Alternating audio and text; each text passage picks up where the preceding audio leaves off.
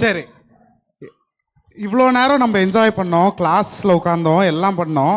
அடுத்த 10 நிமிஷம் மட்டும் அண்ணன் சொல்கிறது கேட்க முடியுமா? வெறும் 10 நிமிஷம் தான்.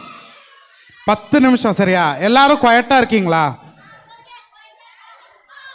முடிக்குமா நான் ஒரு gift தருவேன், எல்லாரும் கொஞ்சம் குவைட்டாக இருந்து கவனிங்க. ஓகேயா? சரி, நீ அங்கே உட்காந்துடுற, அங்கே உட்காந்துடுற,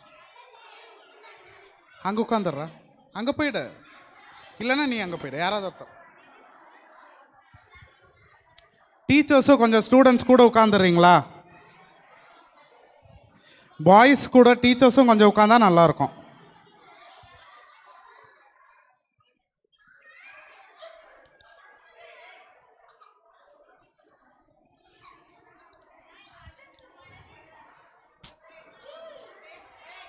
சரி, ஓகே, எல்லாரும் கொஞ்சம் கவனிங்க. இங்கே நாலு ஃபோட்டோ உங்களுக்கு போட்டிருக்கேன், 4 இமேஜ் போட்டிருக்குல்ல.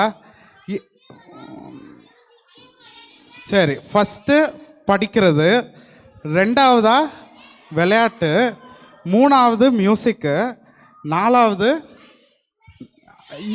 அப்ளை பண்ணுறது, மூளையை யூஸ் பண்ணுறது. சரியா? இது 4ம் யாருக்கு முக்கியம்? நம்ம எல்லாருக்குமே முக்கியம். ஆமாவா இல்லையா? உங்களுக்கும் முக்கியம், எனக்கும் முக்கியம், படிக்கிறதுக்கு முக்கியம். இதெல்லாம் இல்லைன்னா எப்படி இருக்கும் ஸ்கூலில்? யாராவது மதிப்பாங்களா? இல்லைல்ல. இந்த மாதிரி தான் இந்த 4 காரியம் இருக்குல்ல, இந்த 4 காரியமும் இல்லை, சுத்தமாக இல்லாத ஒரு பையனாக தான் நான் ஸ்கூலில் இருந்தேன். சரியா? இந்த மாதிரி ஒரு பையனாக தான் நான் இருந்தேன் ஸ்கூலில். 9th ஸ்டாண்டர்ட் நான் படிக்கும்போது ஒரு சோஷியல் சயின்ஸ் டீச்சர் என்ன பண்ணாங்க தெரியுமா? என்ன காலரை பிடிச்சி தரன்னு இழுத்துட்டு போய், என் அம்மாவும் அதே ஸ்கூலில் தான் வேலை பார்க்குறாங்களா, அவங்க கிளாஸில் போய் விட்டுட்டு, இதை வச்சுட்டு நீங்கள் எதுவுமே பண்ண முடியாது அப்படின்னாங்க. என்ன ஒரு மனுஷனாக கூட மதிக்கலை. என்ன சொன்னாங்க? இதை வச்சுட்டு உங்களால் ஒன்றுமே பண்ண முடியாது அப்படின்னாங்க. அந்த மாதிரி ஒரு நிலைமையில் இருந்தேன்னா அப்புறம் என்னாச்சு தெரியுமா? என் வாழ்க்கையில் படிப்படியாக கடவுள் என்னை உயர்த்தி என்ன பண்ணார்? நான் பிடெக் படித்தேன். பிடெக் படித்தப்போ அங்கே பெஸ்ட் அவுட் கோயிங் ஸ்டூடெண்ட், 4 வருஷம் படித்ததில் best out going student award வாங்கினேன். அதுக்கப்புறம் எம்டெக் படித்தேன். எம்டெக்கில் கோல்டு மெடலிஸ்ட்டாக வெளியே வந்தேன். அதுக்கப்புறம் நான் இன்றைக்கி வேலை பார்த்துட்டு இருக்க கம்பெனிஸ் எல்லாம் பார்த்தீங்கன்னா BMW, ஹோண்டா, டாப் கார் கம்பெனிஸில் அவங்களுக்கு தேவையான ஆட்டோமேஷன் ஃபுல்லாக காரை டிரைவர்லெஸ்ஸாக பண்ணுற ஒரு டெக்னாலஜியில் நான் ஒர்க் பண்ணிகிட்ருக்கேன். அங்கே கடைசியாக பார்த்தீங்கன்னா அந்த பைக்கும் நானும் என்னோடய டீமும் சேர்ந்து பண்ண ஒரு பைக்கு தான். ஸோ இவ்வளோ காரியங்களையும் கடவுள் யாரை வச்சு செஞ்சார்? நான் எதுவுமே பண்ணல. எனக்கு மேலே சொன்னல, அது எதுவுமே கிடையாது. எனக்கு படிக்க தெரியாது, எனக்கு விளையாட தெரியாது, விளையாட்டுலேயும் லாஸ்ட்டாக தான் இருப்பேன், மியூசிக்கும் சரியாக தெரியாது, எது ஒன்றுமே யோசித்து பதில் சொல்லக்கூட தெரியாது இருந்த ஒருத்தனை கடவுள் இந்த அளவுக்கு கூட்டிகிட்டு வந்தார். சரியா? இது எப்படி கூட்டிகிட்டு வந்தார் அப்படின்றத தான் நான் உங்ககிட்ட சொல்ல போகிறேன். இதெல்லாம் என் வாழ்க்கை எப்படி மாறிச்சு தெரியுமா? நான் இப்போ உங்ககிட்ட சொல்ல போகிற ஒரு விஷயத்த ஒருத்தங்க என்கிட்ட சொன்னாங்க. அது சொன்னதை நான் கேட்டேன் பார்த்தீங்களா? கேட்டதுலேருந்து அது என் வாழ்க்கையில் நான் யூஸ் பண்ண ஆரம்பித்தேன். யூஸ் பண்ணதுக்கப்புறம் கொஞ்சம் கொஞ்சமாக என் வாழ்க்கை மாறி இன்றைக்கி கடவுள் என்ன உயர்த்தி ஒரு நிலைமையில் வச்சுருக்காரு. எல்லோரும் என் கூட சேர்ந்து கவனிக்கிறீங்களா நான் என்ன சொல்ல போகிறேன் அப்படின்றத? சரி, முதல்ல கடவுள் என்ன தெரியுமா பண்ணார்? அவங்க எனக்கு சொன்னதை அப்படியே சொல்கிறேன். சரியா? கடவுள் வந்துட்டு இந்த உலகத்தை படைத்தார்.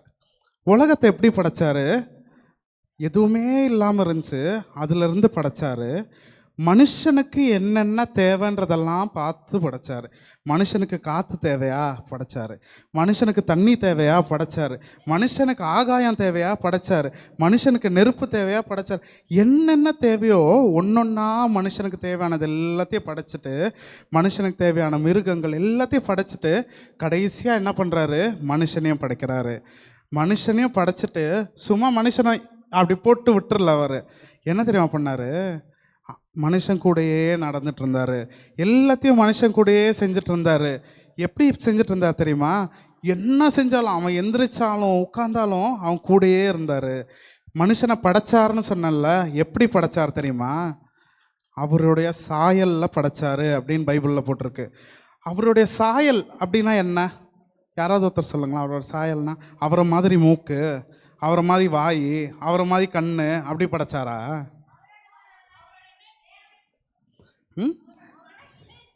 அவரோட குணாதிசயங்களை நம்மக்குள்ளே போட்டார். அவர் என்ன பண்ணார், அவர் ரொம்ப சாந்தமானவர் இல்லை, அந்த மாதிரி சாந்தத்தை நம்மக்குள்ளே கொடுத்தாரு. அவர் ரொம்ப பொறுமையானவர் இல்லை, அந்த மாதிரி பொறுமையாக நம்மக்குள்ளே கொடுத்தாரு. அவர் எந்த அளவுக்கு மற்றவங்களுக்காக எல்லாமே ஹெல்ப் பண்ணுவார், அந்த ஹெல்பிங் நேச்சரை கொடுத்தாரு. மற்றவங்களுக்கு இறங்குறத கொடுத்தாரு. நல்ல எல்லாத்தையும் நல்லபடியாக பண்ணுற விஷயங்கள். அவர் கடவுளுடைய ஒரு குணாதிசயங்களும் என்ன பண்ணார், மனுஷனான நமக்கு கடவுள் கொடுத்தாரு. ஆனால் மனுஷன் என்ன தெரியுமா பண்ணா, கடவுளும் மனுஷனும் இப்படி ஒன்றா இருந்தாங்கல்ல, இப்படியே ஒன்றாவே இருந்த காலத்தில் மனுஷன் சின்ன சின்னதாக தப்பு பண்ண ஆரம்பித்தான். மனுஷன் சின்ன சின்னதாக தப்பு பண்ண ஆரம்பிச்சோன்னா என்ன ஆயிடுச்சு, கடவுளும் மனுஷனும் ஒன்றா நடந்துட்டு இருந்தாங்க. அவருடைய சாயலில் அவரை மாதிரியே சாந்தமாக இருந்தாங்க, அவ்வளோ மாதிரியே பரிசுத்தமாக இருந்தாங்கன்னு சொன்ன அந்த மனுஷனும் கடவுளும் இப்போ எப்படி ஆயிட்டாங்க, பிரிஞ்சுட்டாங்க. பிரிஞ்ச உடனே என்ன ஆயிடுச்சு, பாவம் வந்துடுச்சு. இந்த பாவம் வந்தோடனே என்ன ஆயிடுது, நரகம். எல்லாரும் கேட்டிருப்போம்ல நரகம் அப்படின்னு. அந்த நரகன்றது இந்த கடவுளுக்கும் மனுஷனுக்கும் நடுவில் இருக்க அந்த ஒரு கேப் தான். அதனால என்ன ஆயிடுச்சு, நரகன்றது உருவாயிருச்சு. இன்றைக்கி என்ன ஆச்சு, நம்மளோட பாவங்கள்னால நம்ம கடவுள்கிட்ட போக முடியாத ஒரு நிலைமைக்கு கடவுள் கொண்டு வரல, மனுஷன் கொண்டு வந்துட்டான். இப்படி மனுஷனை இந்த நிலைமைக்கு கொண்டு வந்தப்போ நம்ம இந்த நிலைமைக்கு கொண்டு வந்துட்டோம்ல, இதை கடவுள் சரி செஞ்சார். எப்படி சரி செஞ்சாருன்னு நம்ம பார்க்க போகிறோம். அதுக்கு முன்னாடி ஒரு சின்னதாக ஒரு 5 நிமிஷம் என்னென்ன பாவம்ன்றோமே, உங்களோட ஏஜ் குரூப்புக்கு என்னென்ன பாவங்கள் அப்படின்னு ஒரு சில பாவங்களை பார்க்கலாம். சரியா? முதல்ல நிறைய நம்ம இப்போ பண்ணுறது என்ன அப்படின்னா, நிறைய போதைக்கு அடிமையாகிற காலகட்டங்களில் இருக்கோம். ஆமாவா இல்லையா? நிறைய பேர் என்னன்னா, கெட்டு போனவங்க யாருமே 25 வயசு ஆகிப்போய் கெட்டு போனவங்க கிடையாது, 30 வயசு ஆகிப்போய் கெட்டு போனவங்க கிடையாது. எல்லாம் 15 வயசு 18 வயசு உங்களை மாதிரி வயசில் இருக்கும்போது தான் ஈஸியாக உங்கள் ஒவ்வொருத்தரையும் கெடுக்க முடியும். இன்றைக்கி நிறைய விஷயங்கள் இருக்குது. குடித்து கெட்டு போகிறது, சிகரெட் பிடிக்க கற்றுக்கிறது, கஞ்சா அடிக்க கற்றுக்கிறது, இது எல்லாமே இருக்குது. ஆனால் இது எல்லாமே நம்ம அலோவ் பண்ணாதான் நம்மளால் பண்ண முடியும். வேறு யார் வேணாலும் உங்களை என்ன வேணாலும் பண்ண சொல்லலாம், ஆனால் கடைசியில் நம்ம தான் பண்ணுறோம். இது ஏன் பாவம் தெரியுமா? கடவுள் அவருடைய சாயலில் நம்மளை படைச்சாருன்னு சொன்னல, அவருடைய சாயலில் படைச்ச நம்ம அவருடைய சாயலாக இருக்க இந்த உடம்பை நம்ம அப்படி கெடுத்துக்கலாமா? நம்மளோட லிவரை கெடுத்துக்கலாமா? அவர் அவ்வளோ யோசித்து பண்ண நம்மளோட லங்ஸுக்குள்ளே புகையை ஊற்றி கெடுத்துக்கலாமா? இந்த மாதிரியான விஷயங்களை நம்ம பண்ணக்கூடாது. இந்த மாதிரியான விஷயங்களை பண்ணுற யாராவது ஒருத்தர் இருந்தீங்கனாலும், இல்லைனா நீங்கள் யாரையாவது தெரியும் அப்படின்னாலும், அவங்கள நீங்கள் என்ன பண்ணலாம், அதில் மேலே ஒரு ஹெல்ப் லைன்னு போட்டிருக்கேன் பார்த்தீங்களா, மேலே இருக்கிற அந்த நம்பருக்கு நீங்கள் கால் பண்ணிங்கன்னா, சின்னதாக நான் ஒரு வாட்டி பிடிச்சிட்டேன், நான் என்ன பண்ணுறது, எனக்கு சிகரெட் பிடிக்கணும்னு தோணுது அப்படின்னு என்னைக்காவது நீங்கள் வாழ்க்கையில் தோணுச்சுன்னா, நீங்கள் அதுக்கு ஃபோன் பண்ணிங்கன்னா அவங்க உங்களுக்கு கைட் பண்ணுவாங்க. நீங்கள் யார்கிட்டையும் உங்களுக்கு தெரிஞ்சவங்ககிட்ட சொல்ல வெக்கமாக இருக்குது அப்படின்லாம் யோசிக்க வேணாம். அவங்களுக்கு நீங்கள் ஃபோன் பண்ணிங்கன்னா, நீங்கள் அதை எப்படி விடணும் அதோட அப்படின்றத அவங்க கைட் பண்ணுவாங்க. 2வதாக கீழே போட்டிருக்கிறது பாலியல் வன்முறை. என்னன்னா, நம்ம எல்லாரும் யோசிக்க வேண்டிய, நம்ம எல்லாருக்கும் இருக்கிற ஒரு விஷயம் என்னென்னா, நம்மளோட ஆப்போசிட் ஜெண்டர் கிட்ட நம்மளுக்கு இருக்க அட்ராக்டிவ்னஸ், அது கடவுள் கொடுத்தது. நம்ம வந்துட்டு பையனுக்கு பொண்ணை பார்த்தா பிடிக்கிறதோ சரி, பொண்ணுக்கு பையனை பார்த்தா பிடிக்கிறதோ சரி, இட் இஸ் நார்மல், அதில் தப்பு கிடையாது. ஆனால் அதை நம்ம எப்படி யூஸ் பண்ணுறோம், கடவுள் நம்மளுக்கு கொடுத்த இந்த ஒரு விஷயத்த நம்ம எப்படி யூஸ் பண்ணுறோம் அப்படின்றது தான். இன்றைக்கி நம்ம நியூஸில் பார்த்தீங்க அப்படின்னா, உங்களோட வயசு பசங்க பொண்ணுங்களை தான் நிறைய பேர் மிஸ்யூஸ் பண்ணுறாங்க. நீங்கள் வந்துட்டு இதை எப்படி தடுக்கலாம், நீங்கள் யாருக்கும் செய்யவும் கூடாது, யாரும் நம்மளை இப்படி பண்ணக்கூடாது அப்படின்றதுலையும் நீங்கள் ரொம்ப உறுதியாக இருக்கணும். நிறைய நேரங்களில் நம்ம எடுக்கிற ஒரு ஸ்டெப்பு, நம்ம செய்கிற ஒரு விஷயங்களும் மற்றவங்கள உறுத்துமா அப்படின்றத யோசித்து கூட நம்ம ஒரு ஸ்டெப்பு நம்ம வாழ்க்கையில் எடுக்கணும். இதுக்கும் அதே மாதிரி ஒரு ஹெல்ப்லைன் இருக்குது கீழே, அது 181 அப்படின்ற நம்பருக்கு ஃபோன் பண்ணாக்க, இது சம்மந்தமாக உங்களுக்கு எது பிரச்சனை இருந்தாலும் அந்த ஹெல்ப்லைன் நீங்கள் கூப்பிட்டிங்கன்னா அவங்க உங்களுக்கு ஹெல்ப் பண்ணுவாங்க எப்போவுமே. நீங்கள் அதை பற்றி கவலைப்பட்டுக்க வேண்டிய அவசியம் இல்லை. இது 2 பெரிய பாயிண்ட்டு நம்ம எல்லோரும் இந்த வயசில் விழுறதை பற்றி நான் சொன்னேன். அது இல்லாமல் இதெல்லாம் நான் பண்ணலையாண்ணா, நான் ஏங்க இது பண்ண போகிறேன் அப்படின்னு கேட்டிங்கன்னா, சைடில் நிறைய போட்டிருக்கேன் பாருங்கள். ஒரு நிமிஷம் எல்லாரும் அதெல்லாம் யோசிச்சு பாருங்கள்.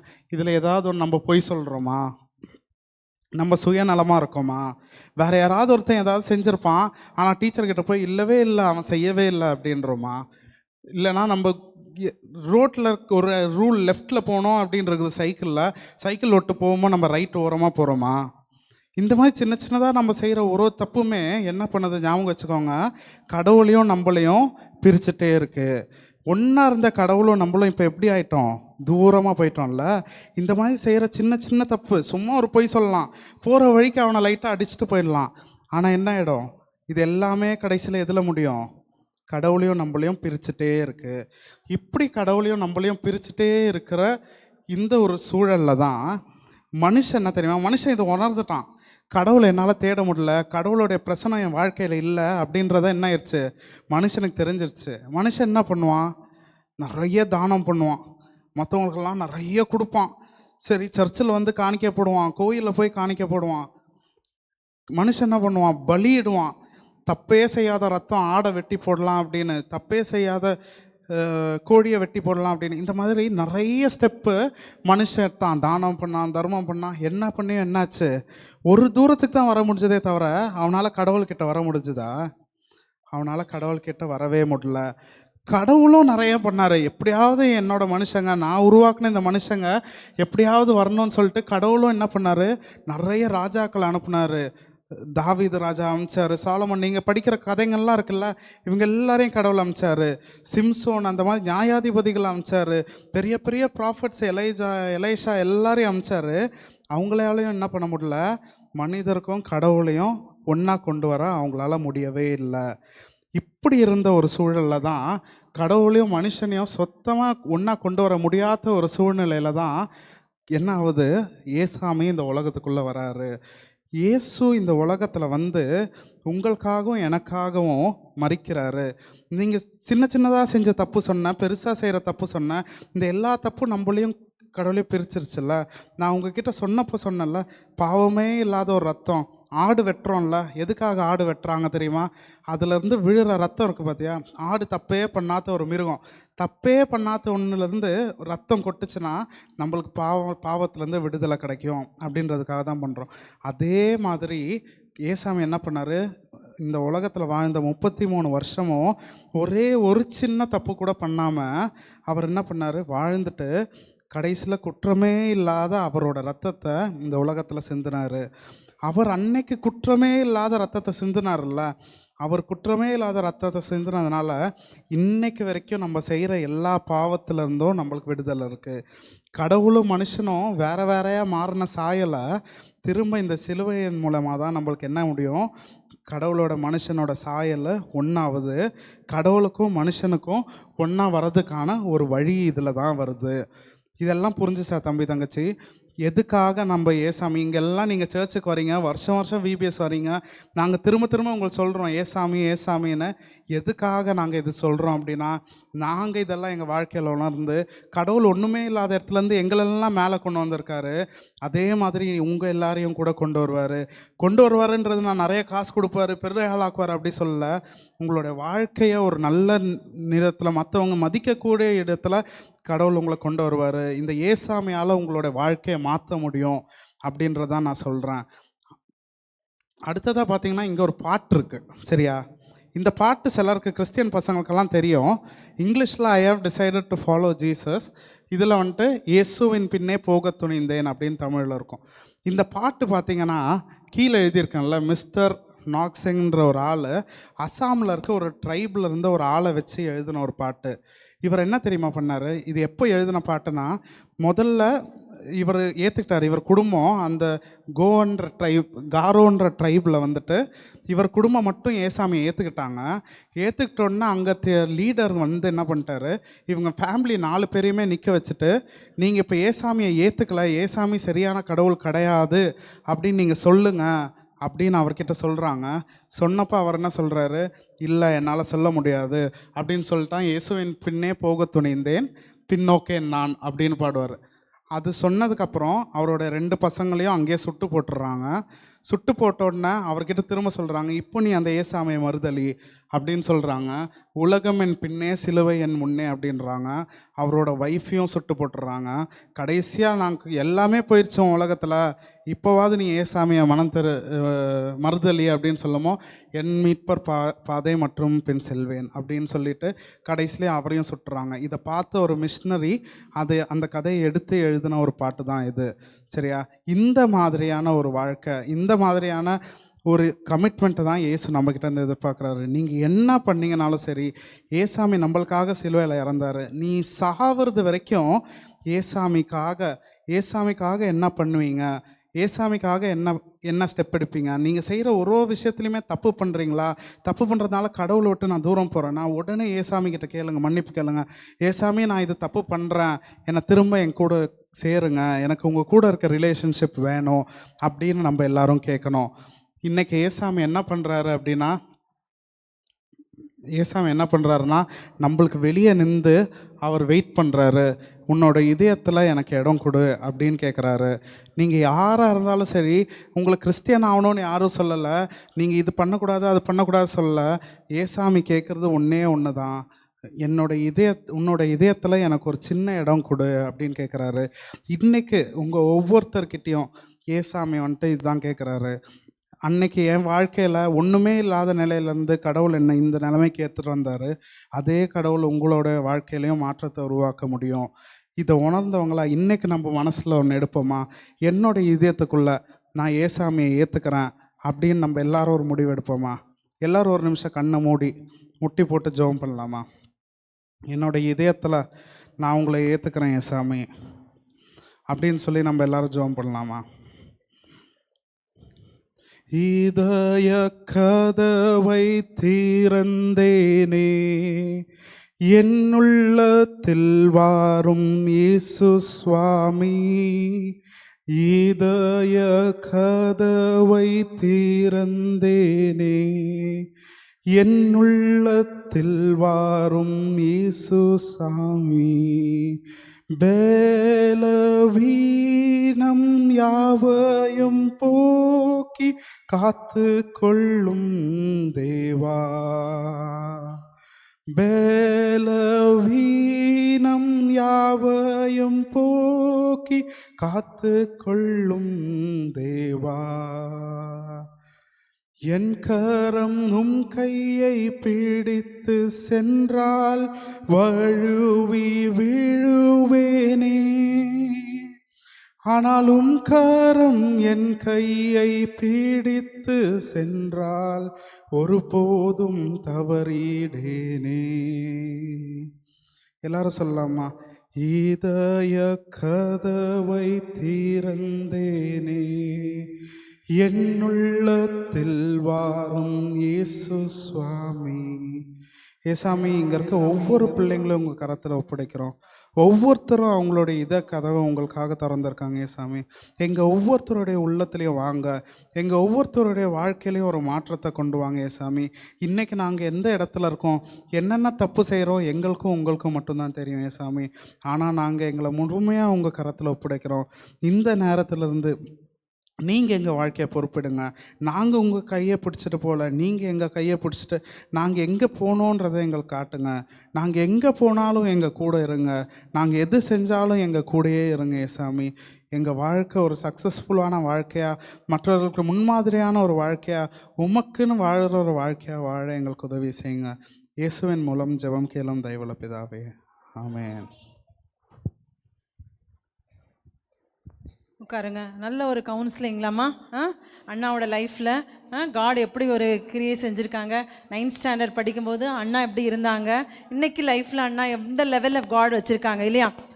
நீங்களும் ஒரு நாள் பெரிய பிள்ளையான பிறகு இங்கே வந்து சாட்சி சொல்லணும், சரியா? நான் இந்த விபிஎஸ்க்கு வந்தேன், இப்போ நான் பெரிய கலெக்டராக இருக்கேன், நான் இப்போ பெரிய ஆஃபீஸராக இருக்கிறேன் அப்படின்னு யாரெல்லாம் வந்து சொல்ல போகிறீங்க சாட்சி சர்ச்சைக்கு? Very good. பாய்ஸ் யாரும் வரப்போகிறது இல்லையா? கடவுள் உங்களையும் கொண்டு வருவார், சரியா? நான் ஒரு 5th standard, okay, put your hands down. 5th standard படிக்கும்போது இந்த சர்ச்சுக்கு நான் விபிஎஸ்க்கு வந்தேன், இன்றைக்கி நான் ஒரு கலெக்டராக இருக்கிறேன் அப்படி சொல்லணும். சொல்லுவீங்களா? ஓகே. நான் இப்போ மேபல் அக்கா மிஷனரி ஸ்டோரி சொல்லுவாங்க. பசிக்குதா எல்லாருக்கும்? சரி, ஓகே. ஹாப்பியாக இருக்கீங்களா? ஹாப்பியாக இருக்கீங்களா? சரி, நான் ஒன்று சொல்லித்தரேன், அதை திரும்ப நான் சொன்னதுக்கப்புறம் நீங்கள் சொல்லணும், ஓகேவா? ஹா ஹா ஹalleluya, ஹோ ஹோ ஹோசன்னா, ஹா ஹா ஹalleluya. பசிக்கல நீங்க, நான் சத்தமே வரலையே. ஹா ஹா ஹalleluya, ஹோ ஹோ ஹோசன்னா. டேய், நீ உன் பேரு அப்படின்னு சொல்லிட்டு ஒரு குட்டி பையன் இன்னொரு குட்டி பையனை பார்த்து, குட்டி பையனா 12th முடிச்சதுக்கப்புறம், ஓகேவா, காலேஜுக்கு போகிற ஒரு பையன், உன் பேர் ஸ்டெயின்ஸ் தானே, கிரஹாம் ஸ்டூவர்ட் ஸ்டெயின்ஸ் தானே அப்படின்னு சொல்லிட்டு ஒரு அண்ணன் இன்னொரு அண்ணனை பார்த்து கேட்டாங்க. சரியா, உங்களுக்குலாம் அவங்க அண்ணன் தானே 12th ஸ்டாண்டர்ட் படிக்கிறவங்க கேட்டாங்க. உடனே அந்த கிரஹாம் ஸ்டூவர்ட் ஸ்டெயின்ஸ் சொன்னாங்க, ஏய் உன் பேர் ஜான் தானே அப்படின்னு. இந்த 2 பேரும் ரொம்ப நாள் கழிச்சு ஃப்ரெண்ட்ஸ் என்ன செஞ்சுக்கிறாங்க, ஒருத்தருக்கு ஒருத்தர் பார்த்து பேசிக்கிறாங்க. அப்போ இந்த ஜான் கேட்டாரு, கிரஹாம் நீ என்ன படிச்சுட்டு இருக்க அப்படின்னு கேட்டாரு. அதுக்கு இந்த கிரஹாம் சொன்னாங்க, நான் டாக்டர் படிக்கிறேன். என்ன படிக்கிறேன்? நம்மளாம் டாக்டர்கிட்ட போனால் ஊசி போட போனால் பயப்படுவோம்ல. சரி, யாருக்கெல்லாம் டாக்டர் படிக்க ஆசையாக இருக்கு? அப்பா, வர காலத்தில் நிறைய பேர் டாக்டர் ஆக போகிறீங்களா? வெரி குட், கைட்டில் போட்டுக்கோ. இந்த கிரஹாம் ஸ்டெயின்ஸ் மெடிசன் படிச்சுட்டு இருந்தாங்க, ஓகேவா. இப்போ ஜான் சொல்கிறாரு, நீ எதனால மெடிசன் படிக்க போன அப்படின்னு கேட்டார். எல்லாருக்கும் ஒரு நோக்கம் இருக்கும்ல, பர்பஸ் இருக்கும்ல. அப்போ இந்த கிரஹாம் சொன்னார், இந்தியா, தம்பி கவனி, நோட்ஸ் எடுத்துக்கோங்க, ஆண்டி கேள்வி கேட்பாங்க, பதில் சொல்லணும். கிரஹாம் ஸ்டெயின்ஸ் சொன்னாங்க, நான் இந்தியாவிலேருந்து ஒரு ஃபோட்டோ பார்த்தேன். என்ன பார்த்தேன்? இந்தியாவிலேருந்து வந்த ஒரு ஃபோட்டோ பார்த்தேன். அந்த ஃபோட்டோவில் நம்ம வயசு தாண்டா இருக்கும்.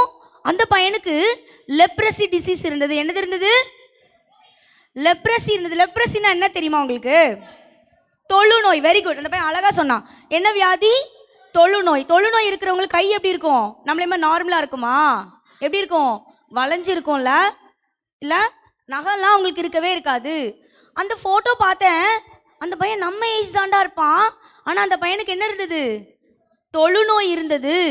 அப்போ நான் முடிவு பண்ணேன், எப்படியாவது டாக்டர் படித்து இந்தியாவில் போய் என்ன பண்ணணும்? மருத்துவ சேவை பண்ணணும் அப்படின்னு நான் முடிவெடுத்தேன். அதனால் நான் இப்போ என்ன படிச்சுட்டு இருக்கேன்? மெடிசின் படிச்சுட்டு இருக்கேன் அப்படின்னு சொல்லி பேசிகிட்டு இருந்தாங்க. இப்போ பேசிட்டு ஒருத்தருக்கு ஒருத்தர் அவங்க வீட்டுக்கு போயிட்டாங்க. கிரஹாம் ஸ்டூவர்ட் ஸ்டெயின்ஸ் அவங்க என்ன பண்ணாங்கன்னா, மெடிசன் முடிச்சுட்டு டாக்டராக ஒர்க் பண்ணிட்டு இருந்தாங்க. இந்த கிரஹாம் ஸ்டூவர்ட் ஸ்டெயின் எங்கே பிறந்தாங்க அப்படின்னா, 1941 குயின்ஸ்லாண்டில், ஆஸ்திரேலியாவில் இருக்கிற குயின்ஸ்லாண்டில் பிறந்தாங்க. 1941 ஆஸ்திரேலியாவில் இருக்கிற குயின்ஸ்லாண்டில் பிறந்தாங்க. சரியா, சரி. இப்போ என்ன ஆகுது அப்படின்னா, இந்த கிரஹாம் ஸ்டூவர்ட் ஸ்டெயின்ஸ் டாக்டர் ஆகி இப்போ ஒரு மிஷனரி டாக்டர் ஆகிட்டாங்க. மிஷனரி டாக்டர்னா என்னது? ஏசப்பாக்காக தன்னுடைய மருத்துவ சேவையை அர்ப்பணித்து மிஷனரி டாக்டர் ஆகிட்டாங்க. சரியா, அங்கேருந்து ஒரு 2-3 இயர்ஸ் கழித்து இந்தியா வந்தாங்க. அவருடைய நோக்கமே இந்தியா வந்து சேவை பண்ணணும் தானே, சேவை பண்ணணும் தானே. யார் மத்தியில் சேவை பண்ணணும்? லெப்ரசி பீப்புள் மத்தியில் சேவை பண்ண. வெரி குட் அப்படின்னு சொல்லிட்டு இப்போ இந்தியாவுக்கு வந்துட்டாங்க. இந்தியாவுக்கு அவங்களுடைய 24வது வயசில் வந்தாங்க. எப்போ வந்தாங்க? அந்த வயசில் வந்து இந்தியாவில் சேவை பண்ணாங்க.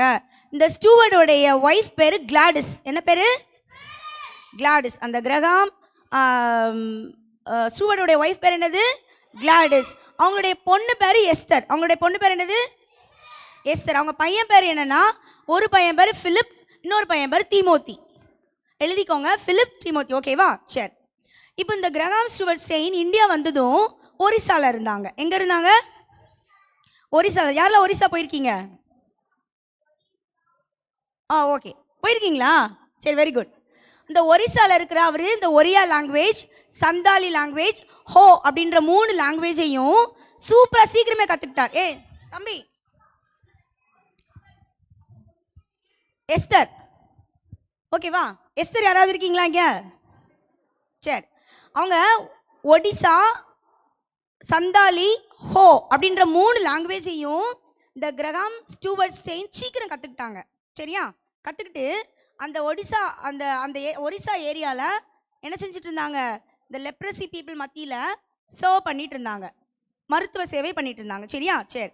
இப்போ என்ன ஆகுது அப்படின்னா, மயூர்பஞ்ச். என்னது? மயூர்பஞ்ச் அப்படின்ற ஒரு இடத்துல, கவனி, என்ன ஊர்? மயூர்பஞ்ச். ஒரிசாவில் இருக்கிற மயூர்பஞ்சில் இவர் ஒரு லெப்ரசி ஹோம் ஸ்டார்ட் பண்ணுறாரு. என்ன ஸ்டார்ட் பண்ணுறாரு? ஒரு லெப்ரசி ஹோம் ஸ்டார்ட் பண்ணுறாரு. இதில் 80லேருந்து 100 பேர் வரைக்கும் என்ன பண்ணாங்களாம்? வந்து ட்ரீட்மெண்ட் எடுத்தாங்களாம். சரியா, ட்ரீட்மெண்ட் எடுத்தாங்க. இவங்களுக்கு அவர் என்ன செஞ்சார்? ஏசப்பா பற்றி சொல்கிறாரு. இப்போ என்ன ஆகுது அப்படின்னா, இந்த ட்ரீட்மெண்ட் எடுத்தாங்கல்ல அவங்களுக்குலாம் சரியாயிடும்ல. அதுக்கப்புறம் அவர் என்ன பண்ணாரு, அவங்க எங்கே போவாங்க, அதனால அவங்களுக்கு நிறைய கைத்தொழில் சொல்லி கொடுத்தாராம். கூடை பின்னுறது, அப்புறம் பாய் செய்கிறது, இதெல்லாம் அவங்க சொல்லி கொடுத்து அவங்களுக்கு ஒரு வாழ்வாதாரத்தை ஏற்படுத்தி கொடுத்தாங்களாம். அதுக்கப்புறம் ஒரு மில்க் ஃபார்ம் கூட என்ன செஞ்சார் அவர், மில்க் ஃபார்ம் கூட அவர் ஒன்று வச்சு அதுலேருந்து என்னது இந்த லெப்ரசி பீப்புள் அவங்க சரியானவங்களுக்கு ஒரு வாழ்வாதாரத்தை ஏற்படுத்தி கொடுத்தார். சரியா? அதுக்கப்புறம் அவர் என்ன பண்ணாருன்னா பாரிபடா அப்படின்ற ஒரு இடத்துக்கு மூவ் ஆயிட்டார். எங்கே போயிட்டாரு? பாரிபடா. 1983 எங்கே மூவ் ஆயிட்டாரு? பாரிபடா அப்படின்ற இடத்துக்கு மூவ் ஆயிட்டாரு. அங்கே போய் அந்த மிஷினரி மேனேஜ்மெண்ட் எல்லாத்தையுமே இவரே பார்த்துக்கிட்டாரு. ஓகேவா? சரி. அதுக்கப்புறம் போலியோ சொட்டு மருந்து ஊற்றுவாங்கல்ல 5 வயசு வரைக்கும், யாருக்கெல்லாம் ஊற்றிருக்கு? எல்லாருக்குமே ஊற்றிருப்பாங்கல்ல, எங்களுக்குமே ஊற்றிருக்கிறாங்க போலியோ சொட்டு மருந்து. ஞாபகம் இருக்கா உங்களுக்குலாம்? அந்த போலியோ சொட்டு மருந்து ஊற்றுற அந்த வேலையை கிரகாம் ஸ்டெயின்ஸும் அவங்க ஒய்ஃபும் சூப்பராக பண்ணாங்களாம் இந்தியாவில் வந்து. ஓகேவா? சரி. அதுக்கப்புறம் இந்த பாரிபாடால ஒரு நாள் பயங்கர தீ விபத்து. ஓகேவா? என்ன ஆயிடுச்சு? பயங்கரமான ஒரு ஃபயர் ஆக்சிடென்ட். அதில் 100 பேர் இறந்துட்டாங்க. எத்தனை பேர் இறந்தாங்க? 100 பேர். நிறைய பேர் அதில் வந்து என்ன ஆயிட்டாங்க, காயமாயிட்டாங்க. அந்த லோக்கல் ஹாஸ்பிட்டலில் எல்லாரையும் போய் அட்மிட் பண்ணுறாங்க. ஆனால் அந்த லோக்கல் ஹாஸ்பிட்டலில் அவங்களால சமாளிக்கவே முடியல. ஆனால் இந்த கிரகாம் ஸ்டூவர்ட் ஸ்டெயின்ஸும் அவங்க ஒய்ஃப் பேர் என்ன பேர் சொன்ன, கிளாடிஸும் டே அண்ட் நைட் அவங்களுக்கு என்ன பண்ணாங்களாம், ட்ரீட்மெண்ட் கொடுத்தாங்களாம். அந்த அளவுக்கு தங்களை அர்ப்பணித்து அந்த மக்கள் மத்தியில் அவங்க ஊழியம் பண்ணாங்க. சரியா? சரி. இந்த பாரிபடால இருந்து கொஞ்சம் தூரத்தில் ஒரு வில்லேஜ் உண்டு. அந்த வில்லேஜில் எவ்ரி இயர் இந்த கிரகாம் ஸ்டூவர்ட் ஸ்டெயின்ஸ் ஒரு கேம்ப் வைப்பாங்களாம். சரியா? என்ன கேம்ப்பு? ஜங்கிள் கேம்ப்புன்னு சொல்லிட்டு ஒன்று வைப்பாங்களாம். அந்த கேம்பில் இருக்கிற மக்களுக்கெல்லாம் அவங்க என்ன பண்ணுவாங்களான்னா செல்ஃப் கிளென்லினஸ் பற்றி சொல்லிக் கொடுப்பாங்களாம். ட்ரைபல் பீப்புளுக்கு. ட்ரைபல் பீப்புள்னால் எப்படி இருப்பாங்கன்னு தெரியுமா உங்களுக்கு? எப்படி இருப்பாங்க? அவங்களும் நம்மளே மாதிரி ஒரு மனுஷங்க தான். சரியா? காட்டுவாசிங்கெல்லாம் கிடையாது. சரியா? அவங்களும் நம்மளே மாதிரி ஒரு மனுஷங்க தான். அவங்களுக்கும் நம்ம ஈக்குவல் ரைட்ஸ் கொடுக்கணும். அந்த ட்ரைபல் பீப்புளுக்கு போய் இவர் செல்ஃப் கிளென்லினஸ் பற்றி சொல்லிக் கொடுப்பாரு. பைபிளில் இருக்கிற சம்பவங்களை பற்றி சொல்லிக் கொடுத்து இயேசு தான் மெய்யான தெய்வம்னு சொல்லிக் கொடுப்பார். ஓவர் தி இயர் போக போக அங்கே 22 ஃபேமிலி என்னது, ஏசப்பா தான் சொந்த ரட்சகர்னு ஏற்றுக்கிட்டாங்க. இதனால அங்கே இருக்கிற லோக்கல் பீப்புளுக்கும் ஏசப்பாவை ஏற்றுக்கிட்டாங்களா அவங்களுக்கும் அடிக்கடி என்ன வருமா, சண்டை வருமா. சரியா? சரி. ஒவ்வொரு வருஷமும் என்ன கேம்ப் வைப்பார்? ஜங்கிள் கேம்ப் வைப்பார். ஓகேவா? இப்படி தான். நல்ல கவனி. ஒரு வருஷம் இந்த பிலிப் தீமோத்தி சொன்னல, அவங்க பசங்க 2 பேர் ஒவ்வொரு வருஷம் இந்த ஜங்கிள் கேம்புக்கு இந்த பிலிப்பும் தீமோத்தியும் அவங்க அப்பா கூட போயிடுவாங்களாம். போயிட்டு அங்கே இருக்கிற ட்ரைபல் பீப்புள் பிள்ளைங்களோட விளையாடுறது, அவங்களுக்கு நிறைய செல்ஃப் கிளென்லினஸ் சொல்லித்தருது, அவங்களோட ஜாலியாக இருப்பாங்களாம். சரியா? அந்த பிலிப்புக்கு என்ன வயசாக இருக்குன்னு நினைக்கிறீங்க நீங்கள்? பிலிப்புக்கு 10 வயசு, தீமோத்திக்கு 6 வயசு. பிலிப்புக்கு எத்தனை வயசு? 10 வயசு. தீமோத்திக்கு எத்தனை வயசு? 6 வயசு. பிலிப் ஸ்பெல்லிங் வரணுமா? ஏண்டா இது 10 எழுது. 10 வயசு. PHI. Okay, listen. இப்போ என்னன்னா ஒவ்வொரு வருஷம் என்ன நடத்துவாங்க? Listen boys, listen.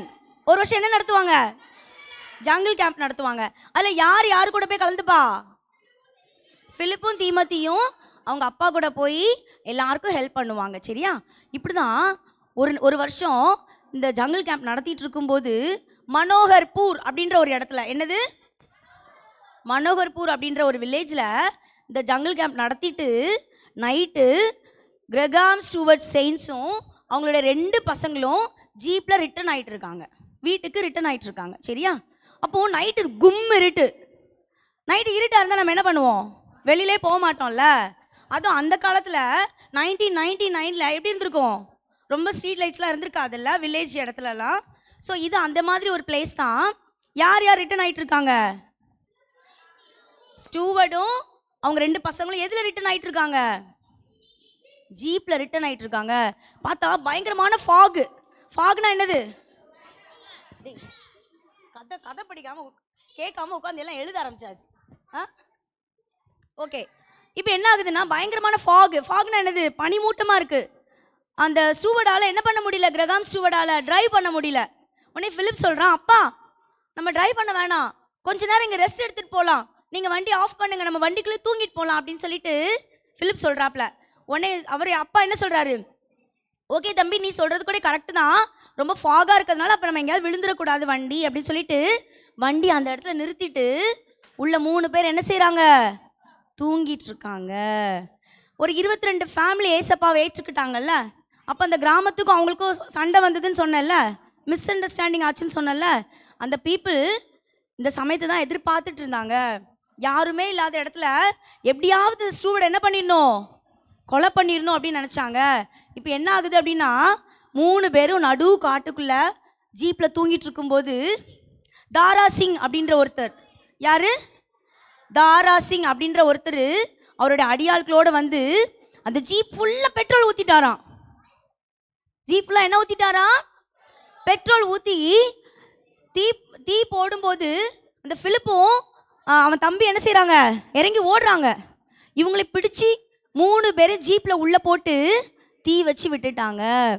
ஸ்டூவர்ட் எவ்வளோ கெஞ்சுறாரு, என் பசங்களை விட்டுருங்க அப்படின்னு. ஆனால் அவங்க அந்த தாரா சிங்கும் அவங்க ஆளுங்களும் கேட்கவே இல்லை. 3 பேரையும் என்ன செஞ்சுட்டாங்க, அந்த ஜீப்பில் வச்சு எரிச்சு கொண்டுட்டாங்க. அடுத்த நாள் காலையில் கிளாடிஸ்க்கு என்ன வருது, நியூஸ் போகுது. என்னன்னு போகுது, உங்கள் ஹஸ்பண்டையும் 2 பிள்ளைங்களும் என்ன பண்ணிட்டாங்க, எரிச்சு கொண்டுட்டாங்க. எதனால எரிச்சு கொண்டாங்க, இந்த ட்ரைபல் பீப்புளை ஏசப்பாக்குள்ளே வழி நடத்துறதுனால என்ன பண்ணிட்டாங்க, எரிச்சு கொண்டுட்டாங்க அப்படி நியூஸ் போனதும் கிளாடிஸ் என்ன பண்ணாங்க, ரொம்ப ஃபீல் பண்ணாங்க, ரொம்ப அழுதாங்க. எனக்கு ஏன் இப்படி நடந்ததுன்னு அவங்களுக்கு நிறைய கேள்விகள் இருந்தது. ஓடி போய் பார்த்தா அந்த ஜீப்புக்குள்ளே 3 பேர் எப்படி இருந்தாங்க, கறிக்கட்டையாக இருந்தாங்க. அவங்களுக்கு ரொம்ப கஷ்டமாயிட்டு. எப்படி இருந்திருக்கும்ல, அவங்க இடத்துல ஒரு நிமிஷம் நம்மளை வச்சு பார்க்கலாமா, அந்த கிளாடிஸ் ஸ்டூவர்ட் ஸ்டெயின்ஸ் அவங்க இடத்துல ஒரு நிமிஷம் நம்மளை வச்சு பார்த்தா ஒரே நேரத்தில் அவங்க ஹஸ்பண்டையும் 2 பிள்ளைங்களையும் இழந்துட்டாங்கல்ல. அதுவும் எப்படி இழந்தாங்க, ரொம்ப கொடூரமான ஒரு சாவு இருந்ததில்ல அவங்களுக்கு. சரி இப்போ என்ன ஆகுதுன்னா ஃபியூனரல் நடந்துட்டு இருக்கு, ஓகேவா. அப்போ அவங்க ஒரு பாட்டு பாடுறாங்க. என்ன பாட்டுன்னா, இயேசு ஜீவிக்கிறார் நானும் ஜீவிப்பேன் எனக்கு பயமில்லை. பாரு எவ்வளோ ஒரு மோசமான சூழ்நிலை, ஆனால் அவங்க பாட்டு எப்படி இருந்தது, இயேசு ஜீவிக்கிறார் நானும் ஜீவிப்பேன் அதனால் எனக்கு என்னதில்லை, பயமில்லை அப்படின்னு பாடினாங்க. உடனே எல்லா பத்திரிக்கைக்காரர்களும் வந்துட்டாங்க.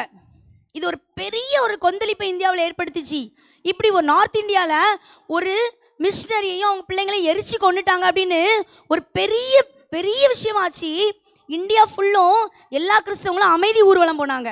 என்ன போனாங்க, ஊர்வலம் போனாங்க. நானும் எங்கள் அம்மா அந்த ஊர்வலத்தில் கலந்துக்கிட்டோம். அதனால தான் இன்றைக்கி இந்த ஸ்டோரி நான் சொல்கிறேன்னு நினைக்கிறேன். நானும் எங்கள் அம்மாவும் ஸ்கூல் முடித்து எங்கள் அம்மா என்னை கூட்டிகிட்டு போயிட்டு நானும் எங்கள் அம்மாவும் என்ன செஞ்சிட்டோம், அந்த பீஸ் மார்ச்சில் நானும் எங்கள் அம்மாவும் கலந்துக்கிட்டோம். இந்தியா ஃபுல்லாக அந்த மாதிரி ஒரு பீஸ் மார்ச் பண்ணாங்க. அவங்க ஃபேமிலிக்காக ப்ரேயர் பண்ணாங்க. இப்போது கிளாடிஸ் கிட்ட கேட்குறாங்க, உங்கள் மனநிலை எப்படி இருக்குது அப்படின்னு கேட்குறாங்க. அவங்க மனநிலை எப்படி இருந்தது, எப்படி இருந்திருக்கும், நல்லா இருந்திருக்குமா, எவ்வளோ வேதனைப்பட்டிருப்பாங்கல்ல. அவங்ககிட்ட கேட்டாங்க, பத்திரிக்கைக்காரங்க கேட்டாங்க, உங்கள் ஹஸ்பண்டே உங்கள் 2 பிள்ளைங்களையும் கொலை பண்ணவங்களுக்கு நீங்கள் என்ன தண்டனை கொடுக்கணும்னு நினைக்கிறீங்க அப்படின்னு கேட்டாங்க. நம்மளா இருந்தால் என்ன சொல்லியிருப்போம், தூக்கில் போடுங்கன்னு சொல்லியிருப்போம்ல. ஆனால் அந்த கிளாடிஸ் என்ன சொன்னாங்க தெரியுமா, நான் அவங்கள தண்டிக்க விரும்பலை, மன்னிக்க விரும்புகிறேன் அப்படின்னாங்க. இது எவ்வளோ பெரிய வார்த்தை இல்லை. என்ன சொன்னாங்க, அந்த தாரா சிங்கையும் அவங்க கூட்டாளிகளையும் நான் தண்டிக்க விரும்பலை, நான் மன்னிக்க விரும்புகிறேன் அப்படின்னாங்க. இந்த மன்னிப்பு எவ்வளோ பெரிய விஷயம் இல்லை. அதை ஈஸியாலாம் செய்திட முடியவே முடியாது. அது ஒரு பெரிய ப்ராசஸ். ஆனால் கிளாடிஸ் என்ன பண்ணாங்க, மன்னிச்சாங்க. அவங்களுக்கு தண்டனை கொடுக்க நான் விரும்பலை. ஏசு கிறிஸ்து எப்படி மன்னிச்சாரோ அதே போல் நானும் அவங்கள மன்னிக்கிறேன் அப்படின்னு சொல்லிட்டு அவங்க ஹஸ்பண்டே 2 பிள்ளைங்களையும் கொலை பண்ணவங்கள மன்னிச்சாங்க. இது அன்னைக்குள்ள எல்லா நியூஸ் பேப்பர்ஸ்லையும் எப்படி வந்துச்சு, ஹெட்லைனாக வந்துச்சு. தன் கணவரையும் 2 பிள்ளைகளையும் கொன்ன கொலையாளிகளை கிளாடிஸ் ஸ்டூவர்ட் ஸ்டெயின் மன்னித்து விட்டார் அப்படின்னு சொல்லிட்டு என்னது வந்தது, பெரிய நியூஸ் ஆச்சு. யோசித்து பாரு, நம்மளா இருந்தால் என்ன பண்ணியிருப்போம். ஆனால் ஏசு கிறிஸ்துவனுடைய அன்பு அந்த கிளாடிஸ்குள்ளே இருந்ததுனால தான் அவங்க என்ன செஞ்சாங்க, தங்களுக்கு தீங்கு இழைச்சவங்களை கூட மன்னிச்சாங்க. அதுக்கப்புறம் என்னென்னா, அந்த ஹோம் இருந்ததில்ல, மயூர்பஞ்ச் லெப்ரசி ஹோம், அந்த ஹோமை கிரகாம் ஸ்டூவர்ட் ஸ்டெயின்ஸ் மெமோரியல் ஹாஸ்பிட்டலாக மாற்றிட்டாங்க. அதுக்கப்புறம் தீமோத்தி அண்ட் ஃபிலிப்போடைய மெமோரியல் ஹாஸ்டல்னு சொல்லி மாற்றி உங்களை மாதிரி குட்டி பசங்களுக்கு அவங்க நிறைய எஜுகேஷன் கொடுக்குறாங்க. 2005 பத்மஸ்ரீ அவார்டை கிளாடிஸ் ஸ்டூவர்டுக்கு வந்து நம்ம இந்தியன் கவர்மெண்ட் கொடுத்தாங்க. அதெல்லாம் ஒரு பெரிய விஷயமே இல்லை. ஆனால் அவங்க மன்னிச்சது தான் பெரிய விஷயம் இல்லை. 2015 அவங்களுக்கு வந்து மதர் தெரேசா மெமோரியல் அவார்ட் கொடுத்தாங்க. இதெல்லாம் ஏன் கொடுத்தாங்க சொல்லுங்க பார்க்கலாம். Very good. ஏன்னா அவங்க நார்மல் பீப்புள் மாதிரி தங்களுக்கு தீமை செஞ்சவங்களுக்கு தீமை செய்யணும்னு நினைக்கவே இல்லை, தீமை செஞ்சவங்கள மன்னிக்கணும்னு நினச்சாங்க. அதனால தான் ஆண்டவர் அவங்கள கனப்படுத்தி வச்சாரு. போன வருஷம் அவங்களுடைய 25வது டெத் மெமோரியல் டே நடந்தது. அதுக்கு அவங்க வந்திருந்தாங்க. யார்? அந்த கிளாடிஸ் ஸ்டூவர்டும் அவங்க பொண்ணு எஸ்தரும் வந்திருந்தாங்க. அவங்ககிட்ட மறுபடியும் கேட்டாங்க. அவங்க என்ன சொன்னாங்கன்னா, என் ஹஸ்பண்டை என் 2 பிள்ளைங்களையும் கொன்னவங்கள நான் மனப்பூர்வமாக இன்றைக்கும் மன்னிச்சிட்டேன் அப்படின்னு சொன்னாங்க. அப்போது ஏசு கிறிஸ்துவோட அன்பு நமக்கு இருக்கும்போது நம்ம ஆட்டோமேட்டிக்காக என்ன பண்ணுவோம்? மன்னிப்போம். எப்படி மன்னிப்போம்? மனப்பூர்வமாக மன்னிப்போம். நம்ம எல்லாம் சொல்லுவோம், மன்னிச்சிருவேன்க்கா ஆனால் மறக்க மாட்டோம் அப்படிம்போம்ல. நம்ம டீச்சர்ஸ் நிறைய பேர் சொல்லுவோம், நம்ம ஸ்டூடெண்ட் நான் அக்கா கூட சொல்லுவேன், மன்னிச்சிருவேன் ஆனால் மறக்க மாட்டேன் அப்படின்னுவோம். நம்ம என்ன பண்ணணும்? கிறிஸ்து இயேசு நம்மளை மன்னித்தது போல் நம்மளும் ஒருவருக்கொருவர் மன்னிக்க கடமைப்பட்டிருக்கிறோம். அப்படின்னா தான் நம்மளுடைய பாவங்கள் நமக்கு என்ன பண்ணப்படும்? மன்னிக்கப்படும். அதே போல் கிரகாம் ஸ்டெயின்ஸ் எப்படி தன்னுடைய வாழ்க்கையை ஆண்டவருக்காக அர்ப்பணித்து ஒரு ரத்த சாட்சியாக நம்ம இந்தியாவில் மறித்து இன்றைக்கும் அந்த கிளாடிஸோடைய மன்னிப்பு பேசப்படுது. ஸோ நம்மளும் ஒருவருக்கொருவர் எப்படி இருக்கணும்? மன்னிச்சு கிறிஸ்து இயேசு நம்மளை ஏற்றுக்கொண்டதை போல் நம்மளும் ஒருவருக்கொருவர் ஏற்றுக்கொள்ளணும். சரியா? மன்னிப்பீங்களா எல்லாரும்? யாரை போல மன்னிக்கணும்? ஏசப்பா போல, கிரகாம் ஸ்டெயின்ஸ் ஒய்ஃப் கிளாடிஸ் போல நம்மளும் மன்னிக்கணும். சரியா? சரி, அவருக்கு எப்போ இந்தியா வந்தார்? Very good. எல்லாருமே சொல்கிறாங்களா? சரி, இல்லை இந்த குரூப்பே ஃபுல்லாக சொன்னாங்க. ஓகே. அவங்களுக்கு எப்போ பத்மஸ்ரீ அவார்ட் கொடுத்தாங்க?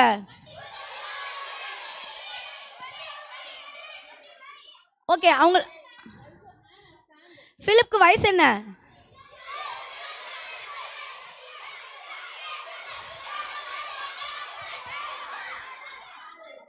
எல்லாருமே நல்லா கவனிச்சிருக்கீங்களே.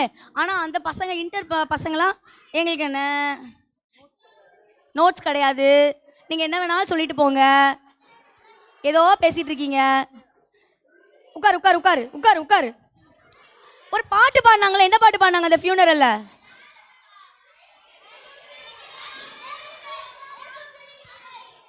ஏசு ஜீவிக்கிறார், நானும் ஜீவிக்கிறேன், நான் பயப்படேன் அப்படின்னு சொல்லி படித்தாங்க. அவர் எங்க பிறந்தாரு? குயின்ஸ். இயர் எத்தனாவது வருஷம்? ஓகே, சிரம். ஸ்டாப். நாளைக்கு ஒரு லாரி நிறைய பென் வாங்கிட்டு வரேன். சரியா? ஏன்னா அவ்வளோக்குள்ள நீங்கள் ஆன்சர் பண்ணியிருக்கீங்க.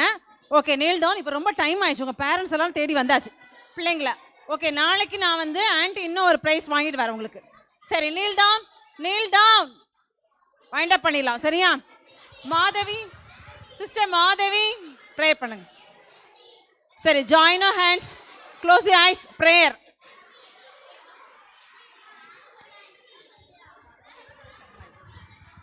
ப்ரேயர் பண்ணலாமா? சைலண்டாக இருக்கீங்களா? Thank you, Jesus. Thank you for this day. Thank you for all the things that you have blessed us. Bless the food that you have given us. Bless all the children and help them to come under the saving grace. In Jesus' name I pray. Amen. என் ஆத்துமாவே கர்த்தரை ஸ்தோத்திரி, என் முழுவதுமே அவருடைய பரிசுத்த நாமத்தை ஸ்தோத்திரி. என் ஆத்துமாவே கர்த்தரை ஸ்தோத்திரி, அவர் செய்த சகல உபகாரங்களையும் மறவாதே. சரி, அமேன். ஜூனியர் பிள்ளைங்க மட்டும் முதல்ல போங்கடா, டைம் ஆயிடுச்சு.